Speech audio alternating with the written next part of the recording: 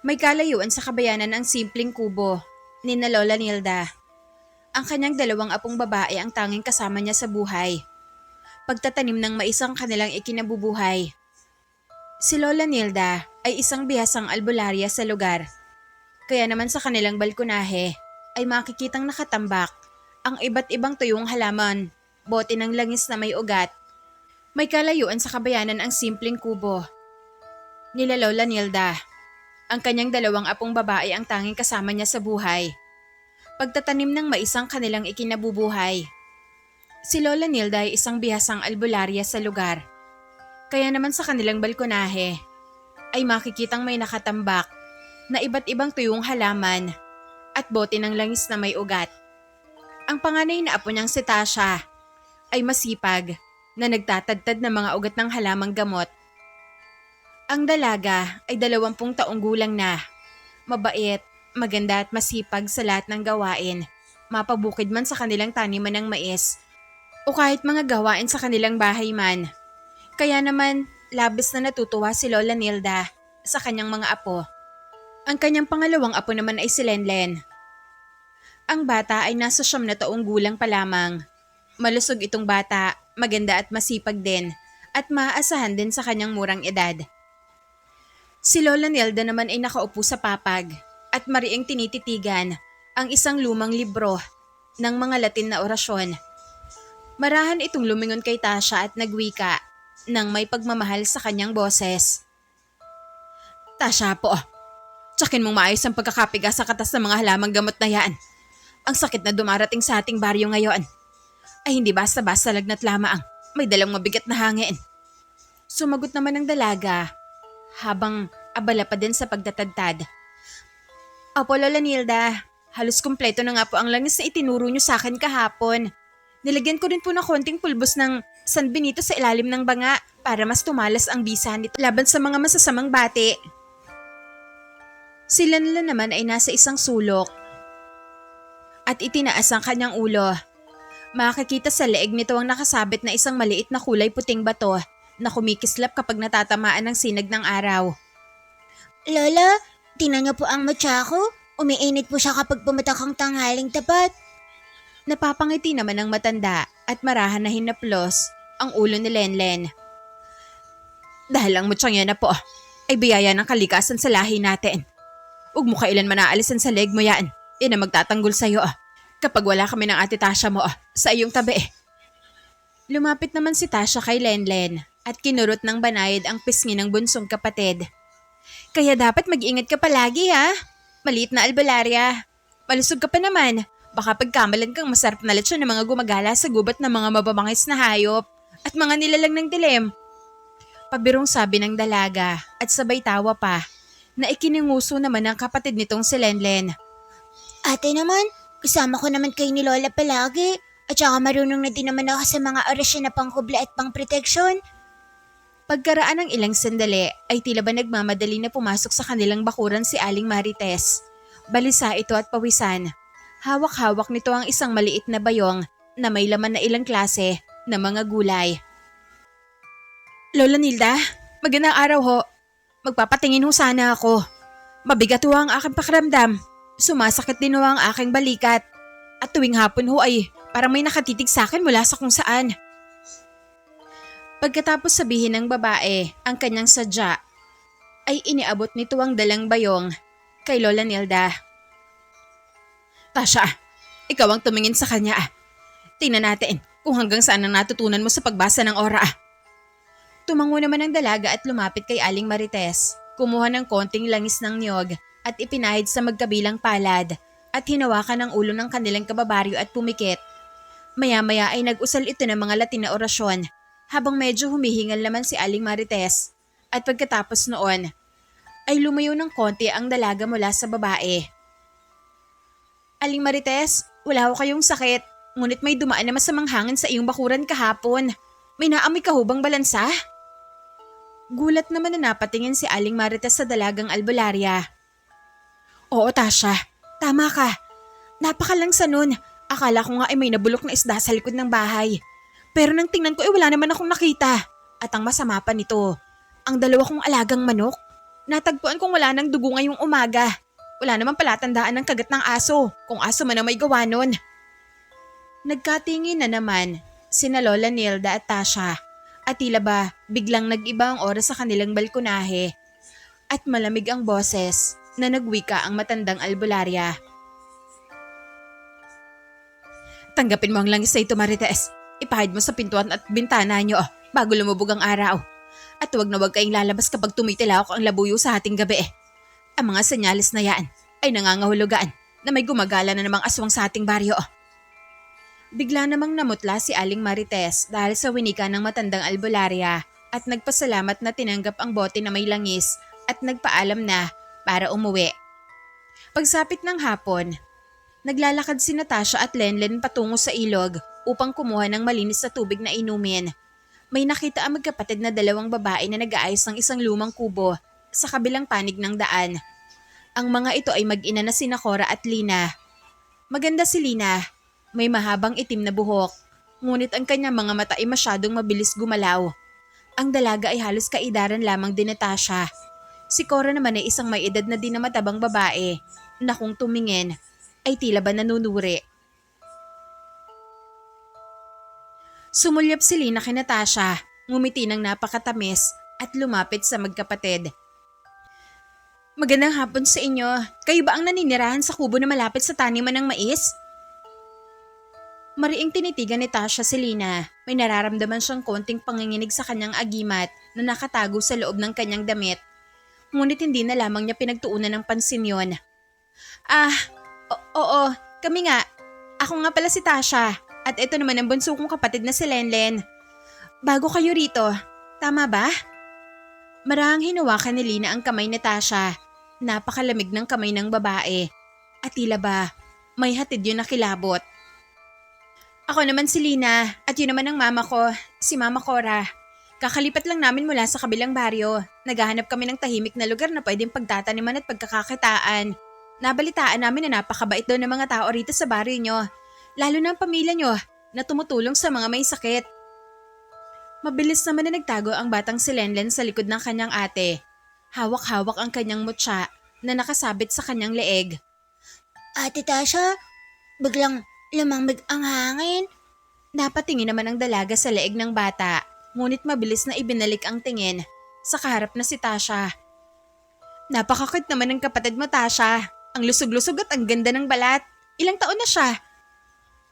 9 na taon na si Lenlen. Pagpasensyahan mo na ha. Medyo mahiyain talaga siya sa mga bagong mukha at hindi pa niya gaanong kakilala. Mula naman sa di kalayuan ay sumigaw ang ina ni Lina na si Cora na may paus na boses. Lina, halika rito. Tulungan mo ako sa pagbubuhat ng mga gamit. Lumingon naman si Lina sa kanyang ina at saka tumugon. Opo ma. Panigurado magiging magkaibigan tayo, Tasha. Nakakatuwa naman na makakilala ng kapwa ko dalaga dito sa baryo nyo. Araw-araw kitang bibisitahin kung papayag ka. Ngumiti naman ng bahagya si Tasha dahil sa sinabi ni Lina at sumagot. Walang problema, Lina. Welcome kayo rito sa baryo namin.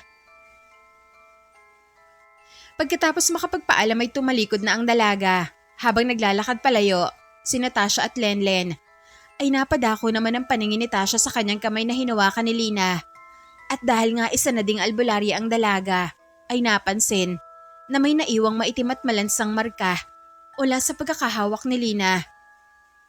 Isang gabi, sa kubo ng maglola, malambig ang hangin ng mga oras na yon.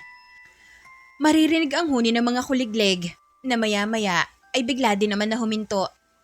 May maririnig na tila malakas na hampas ng hangin sa bubungan.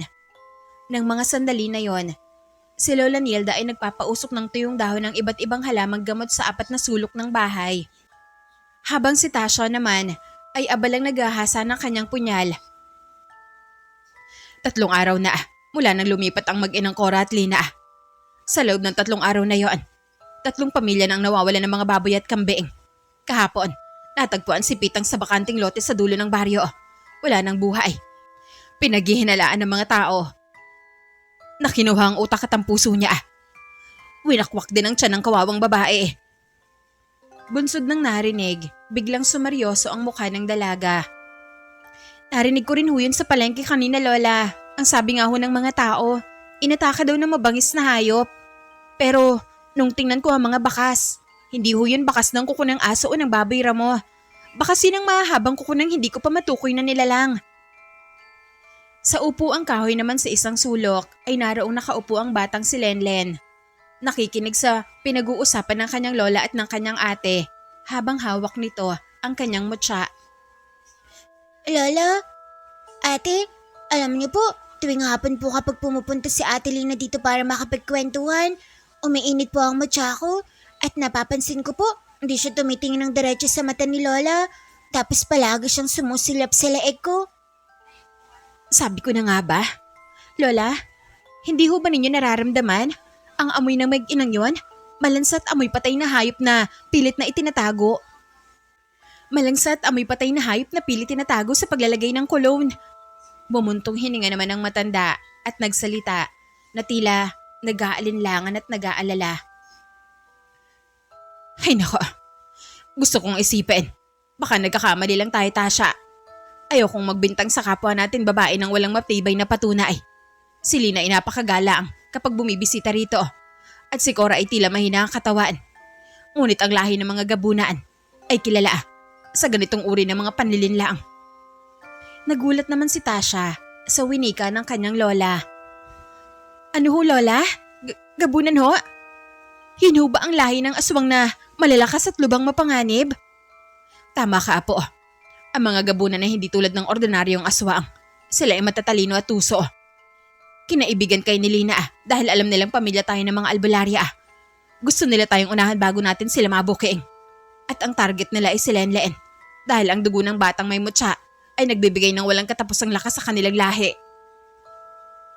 Pagsapit ng umaga, naging panauhin nga nila si Lina. Nakangiti siya ng napakalapad at masiglang binati ang dalaga at ang bata. Ngunit ang kanyang mga mata ay tila wala namang buhay. Tasha, Lenlen, magandang umaga sa inyo. Nakatayo si Tasha sa harap ng pintuan na may pilit ng ngiti sa kanyang mga labi.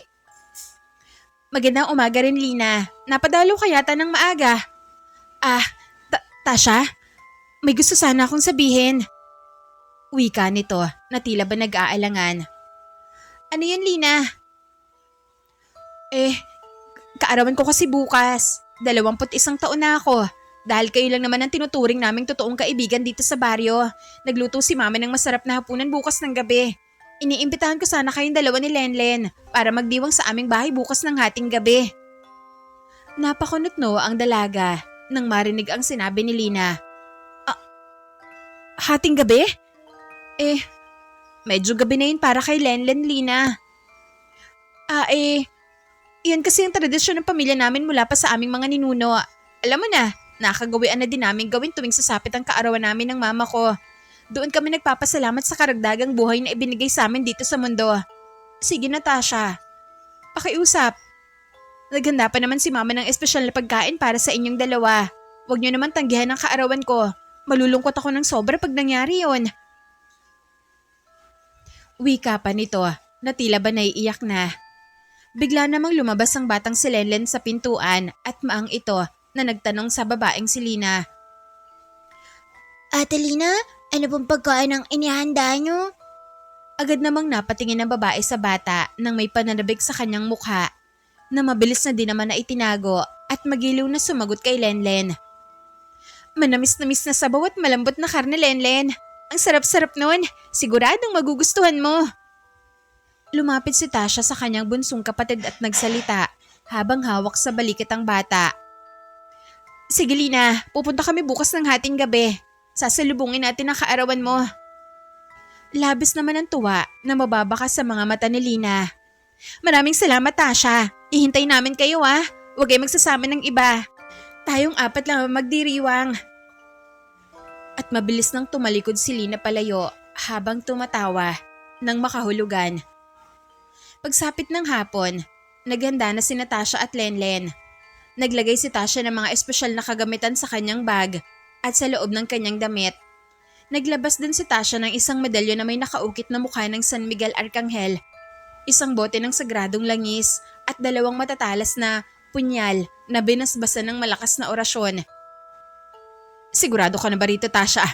Mapanganib ang pupuntahan nyo. Ang bahay ng gabunan ay ang kanilang altar. Malalakas sila kapag nasa kanila mismong teritoryo.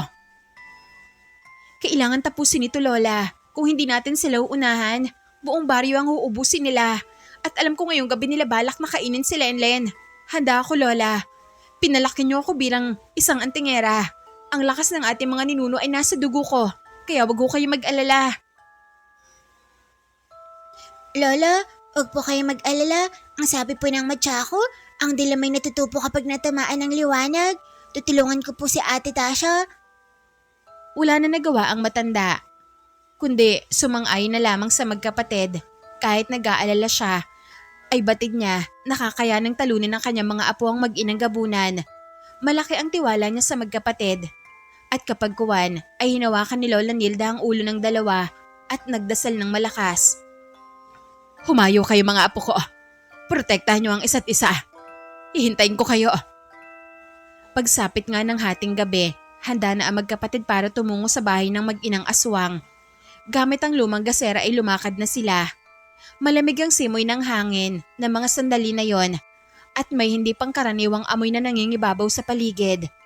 Mahigpit na hawak ni Tasha ang kamay ng kanyang bunsong kapatid at mahina ito na bumulong sa bata. Lenlen, hawakan naman ng mahigpit ang mutya mo ha. Kapag nagsimula na ang gulo, tumayo ka sa likod ko at huwag kang bibitaw. Naintindihan mo ba? Apo, ate. Pagkarating nila sa bahay na mag-ina ay marahan na kumatok ang dalaga. 3 beses muna siyang kumatok bago may nagbukas ng pinto. Bumungad si Lina. Nakasuot ito ng pulang bestida. Ang kanyang balat ay mas maputla pa sa karaniwan at ang kanyang mga mata ay malamlam at tumitig ito sa magkapatid. Pumasok kayo, tuloy kayo. Dumating din kayo sa wakas. Pagpasok ni Lenlen at Tasha, ang loob ng bahay ay napakadilim. Sa gitna ng mesa ay may malaking palayok na umuusok. Habang si Cora naman ay nakaupo na sa harap ng mesa at tila ba naiinip na sa paghihintay. At bigla itong nagsalita gamit ang kanyang garalgal na boses. Dumating na pala ang ating mga panauhin. Ang pamilya ng mga albularya. Napakasaya naman ng gabing ito. Napadako ang tingin ni Tasha sa umuusok na palayok at tila ba nais mo nang masilip ang laman noon bago siya nagsalita upang batiin si Lina sa kaarawan nito. Maligayang kaarawan, Lina. Mukhang masarap yung inihanda mo para sa amin ng kapatid ko ah. Lumapit naman sa palayok si Lina at nagsimula ng sumandok habang nakatitig ng diretso kay Lenlen. Isang napaka-espesyal na sabaw, Tasha. Ngunit alam mo ba, kulang pa ang karne sa palayok na to. Mas masarap kung ang karneng ilalagay ay galing sa bata dahil sariwa at puno ng purong dugo. Biglang ipinagpag ni Cora ang kanyang kamay. Natila hudyat nang nagbabadyang panganib at biglang nagsara ang pinto. Namatay ang isang nakasinding gasera at nagdilim ang buong silid. Maliban na lamang sa pulang liwanag ng kandila na nakalagay sa ibabaw ng mesa. Tumayo si Cora. Tumangkad ng hindi karaniwan.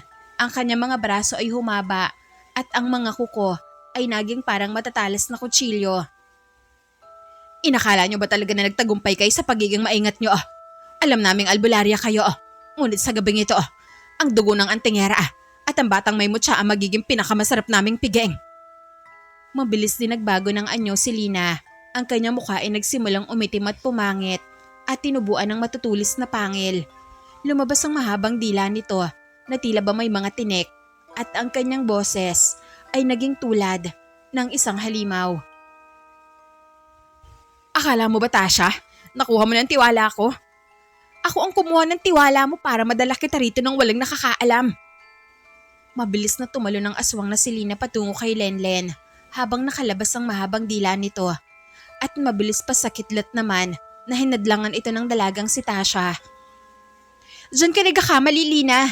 Mga halimaw kayo mag-ina. At ang hindi nyo alam, nandito kami para paslangin kayo. Biglang inilabas ni Tasha ang kanyang medalyon at nagsambit ng isang malakas na orasyon. Isang malakas na liwanag ng ginintuang apoy ang lumabas mula sa medalyon ng dalaga at tumama yon sa dibdib ni Lina at tumilapon ito patungo sa dingding na sumira sa mga kahoy na pader. Umatungal si Lina sa sakit at umusok ang balat nito sa pagkapaso sa malakas na orasyon na pinakawalan ng dalagang albularya. Dahil naman sa nangyari sa kanyang anak, ay mabilis na ginamit ni Cora ang kanyang kakayahan bilang gabunan. Mabilis siyang tumalo na animo ipo-ipo at bumagsak sa likuran ni Tasha kasama ang kanyang matatalas na kuko. "Mamamatay ka! Dalagang albularya!" Umawa ka ng ate ko? Isigaw ni Lenlen at itinaas ang kanyang mutya. Ang mutya sa leeg ng bata ay naglalabas ng isang makapal na parang kristal na liwanag na tumama sa mga kuko ni Cora at biglang nagliyab ang mga kamay nito. At umungol naman sa sakit na nagwika si Cora. "Paano mo nagawa yun? Ang mutya mo! Napakalakas ng mutya ng batang ito!" Sa kabilang banda naman, hiniwa ni Tasha ang kanyang daliri gamit ang punyal at ipinahid ang sariling dugo roon. Sabay muling nagsambit ng malakas na orasyong pamuksa. "Lina! Cora! Dito na magtatapos ang kasama na idinulot niyo sa aming baryo!" Mabilis na sumugod si Tasha kay Lina. Nagkaroon ng matinding labanan sa loob ng kubo ng mag-ina. Pinahaba naman ni Lina ang kanyang dila para sana bihagin si Tasha. Ngunit ginamit ni Tasha ang sagradong langis na kanyang dala at isinaboy niya ito sa dila ni Lina. Nanginginig naman na napaluhod ang babaeng gabunan. At sabay naman na isinaksak ni Tasha ang punyal sa dibdib ni Lina at pinuntirya ang puso nito. Lumabas ang malapot at itim na dugo mula kay Lina at mabilis na naging abo ang katawan habang umiiyak at sumisigaw hanggang sa tuluyan na ito na mawala sa hangin. Habang abala naman si Tasha ay nakakita ng pagkakataon si Cora at buong lakas na tumalon papunta kay Lenlen upang sakmalin ito mula sa likuran. "Pinaslang ng ate mo ang anak ko, kaya kukunin ko din ang buhay mong bata ka." Ngunit biglang bumukas ang pinto ng bahay at iniluwa noon si Lola Nilda. Hawak ang isang malaking garapon ng asin habang nagsasambit ng pampaslang na panalangin at walang humpay na sinasabuyan ng asin ng gabunan na si Cora. Tumama yung lahat kay Cora. Napuruhan noon ang mukha nito habang nagsisisigaw ito at napapaatras. Mahigpit na hinawakan ni Tasha ang kanyang punyal gamit ng natitirang lakas ay isinaksak yun ng diretso sa leeg ni Cora. "Para sa mga taong pinaslang nyo!" Nagliyab ang buong katawan ni Cora. Ang mga sigaw ng matandang gabunan ay umanig sa buong baryo hanggang sa tuluyan siyang naging maitim na abo at bumagsak sa sahig ng kubo. At sa wakas, tuluyan ng nagapi ang mag-inang gabunan matapos maghasik ng takot at pangamba sa kanilang lugar. Kasabay ng pagsikat ng araw, ang itim na usok mula sa abo na mag-inang gabunan ay kasama ng tinangay ng hangin. At lumabas na si Natasha, Lenlen at Lola Nilda mula sa kubo ng mag-inang aswang. Yakap-yakap ni Lola Nilda ang kanyang dalawang apo. "Ligtas na ang baryo. Ligtas na tayo mga apo ko. Tapos ang bangungot mula sa mag-inang gabunan na yon." Lola, Ate Tasha, hindi na po umiinit ang mutya ko at payapa na rin po ang hangin sa paligid. Habang nagtutulungan tayo at nananatiling matatag ang ating pananampalataya at galing, walang anumang nilalang ng dilimang muli makakapasok sa ating baryo. Marahang naglakad ang magkapatid at ang kanilang lolang si Lola Nilda patungo sa kanilang bahay. Ang tatlong henerasyon ng mga dakilang albularya at antingera. Habang ang liwanag ng umaga ay ganap na lumulukob sa buong lupain ng baryo ng San Sebastian.